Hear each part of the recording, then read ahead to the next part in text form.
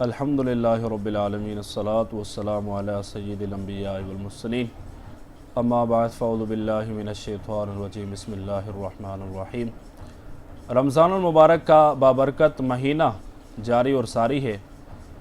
اس مہینے کے اندر بہت سارے لوگ اپنے مالوں کی زکوٰۃ بھی نکالا کرتے ہیں، اپنے مال کا فطرہ وغیرہ، اپنی جان کا بھی فطرہ وغیرہ نکالا جاتا ہے۔ تو شخصیت کی زکوٰۃ نکالنے کو فطرہ کہتے ہیں۔ آپ کا جو مال ہے نا، آپ کے مال کی اگر آپ زکوٰۃ نکالتے ہیں تو وہ پھر مال کی زکوٰۃ نکالنا شمار کیا جائے گا۔ اور جو ہم فطرہ ادا کرتے ہیں نا، یہ کیوں فطرہ ادا کیا جاتا ہے؟ فطرہ یہ انسان کی جو شخصیت ہوتی ہے، شخصیت کا فطرہ ادا کیا جاتا ہے۔ اسی وجہ سے کہا جاتا ہے کہ اگر 1 سال کا بچہ بھی ہو نا تو اس کا بھی فطرہ دیا جاتا ہے۔ 1 سال تو کیا، 1 دن کا بچہ بھی اگر پیدا ہو جاتا ہے تو اس کا بھی فطرہ انہوں نے ادا کیا جائے گا، اگر وہ اس وقت کے اندر پیدا ہو جائے۔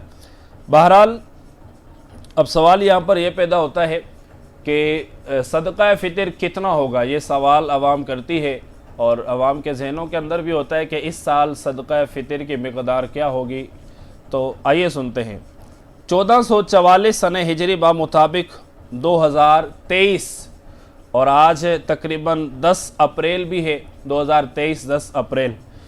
صدقہ فطر کی جو مقدار ہوگی، اگر کوئی بندہ گندم مطلب آٹے کے طور پر صدقہ فطر ادا کرنا چاہتا ہے تو وہ 320 روپے ہوگا۔ اگر جو کے حساب سے ادا کرے گا تو 800 روپے ایک بندے کا صدقہ فطر ہوگا۔ اگر کوئی بندہ درمیانی کھجور سے اپنا صدقہ فطر ادا کرنا چاہتا ہے تو ایک بندے کا فطرہ جو ہوگا وہ 2800 روپے ہوگا۔ اگر کوئی بندہ اجوا کھجور کے اعتبار سے فطرہ ادا کرنا چاہتا ہے تو ایک بندے کا فطرہ ہوگا 10,400 روپے۔ اور اسی طریقے سے اگر کوئی بندہ کشمش کے ذریعے صدقہ فطر ادا کرنا چاہتا ہے تو اس کی مقدار ہوگی 6,400 روپے۔ اللہ کریم نے انسان کو جتنا نوازا ہے نا، وہ صدقہ فطر اتنی مقدار کے حساب سے نکالے۔ یہ میں آپ سے ایک بڑی زبردست بات کر رہا ہوں، چونکہ اللہ کریم نے ہمیں جتنا بھی پیسہ دیا ہوتا ہے، جتنا بھی مال ہوتا ہے، امیر قسم کا طبقہ بھی ہوتا ہے نا، وہ بھی بعض اوقات آٹے کے حساب سے صدقہ نکال رہا ہوتا ہے۔ کیونکہ 320 روپے بنتا ہے، تھوڑا ہے، اور دوسری چیزوں کے اندر جو ہے وہ زیادہ ہے۔